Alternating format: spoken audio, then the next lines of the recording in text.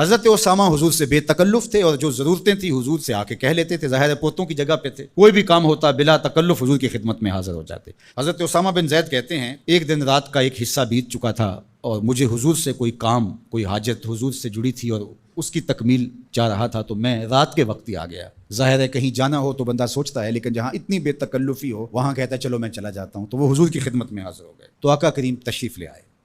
اللہ اکبر۔ حضور علیہ السلام نے ایسے ہی چادر لپیٹی تھی اور حضور کے اطراف میں ابھار تھے، لیکن مجھے نہیں پتا تھا کہ اندر کیا ہے، تو میں نے حضور سے حاجت کہی، حضور نے میری حاجت پوری کر دی۔ فلما فرغت من حاجتی، جب میں اپنی حاجت سے فارغ ہو گیا، جو میرا کام تھا وہ ہو گیا، تو پھر میں نے یہ سوال کر ہی لیا، قلت ما ھذا الذی انت مشتمل علیہ، میں نے کہا حضور یہ کیا ہے جس کے اوپر آپ نے چادر ڈال کر ڈھانپا ہوا ہے؟ فکشفہ، تو حضور نے کچھ بتانے کی بجائے چادر ہی کھول دی۔ جب چادر کھلی تو منظر صاف تھا۔ میں نے کیا دیکھا، سنو، حضرت اسامہ بن زید بن حارثہ بیان کرتے ہیں، فائز الحسن والحسین علی ورقہ، ایک پہلو سے امام حسن چمٹے تھے اور ایک جانب امام حسین چمٹے ہوئے، دونوں نے حضور کے پہلوؤں سے جفی لگائی ہوئی تھی، حضور علیہ السلام کے کشہین سے، حضور کے پہلوؤں سے لپٹے ہوئے تھے۔ اللہ اکبر، ظالموں تم نے تیر حضور کے پہلوؤں پہ مارا ہے،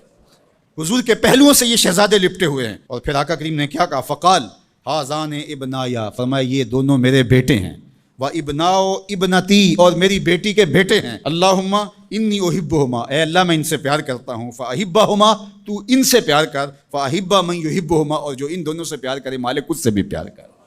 اللہ اکبر۔ حذیفہ بن یمان اپنی ماں کی مغفرت کا سوال لیے حضور کے پاس حاضر ہوئے تھے، اور آقا کریم نے ان کو یہ خبر بھی دی، حذیفہ سنو، یہ فرشتہ میرے سامنے حاضر ہے اور یہ میری فاطمہ اور میرے حسن حسین کے لیے جنتیوں کی سرداری کا مجدہ جاں فضا لے کر آئے ہیں، پیغام لے کر آئے ہیں، بشارت لے کر آئے ہیں۔ یہ خاندان عالی مرتبت خاندان، کبھی حضور ان کو چادر میں سمیٹ لیتے ہیں، کبھی مباہلے کی آیت کا مصداق یہ قرار پاتے ہیں اور فرماتے ہیں اللہم ہؤلاء اہل بیتی، یہ ہیں میرے اہل بیت، اور کبھی آقا کریم علیہ السلام کندھوں پہ سوار کرتے ہیں، کبھی حضور کی پشت پہ سواری ہوتی ہے، اور کبھی حضور بشارتیں دیتے ہیں کہ لوگوں کو بتا دو کہ یہ میرے فرزند، یہ عالی مرتبت شہزادے جنتی جوانوں کے سردار ہیں اور میری شہزادی جنتی خواتین کی سردار۔ یہ عالی مرتبت خاندان جن کی عظمتیں اتنی بلند ہیں اور جن کی رفتوں کے پھریرے لہرا رہے ہیں، تو جتنا اونچا منصب ہوگا امتحان بھی تو اتنا اونچا ہوگا،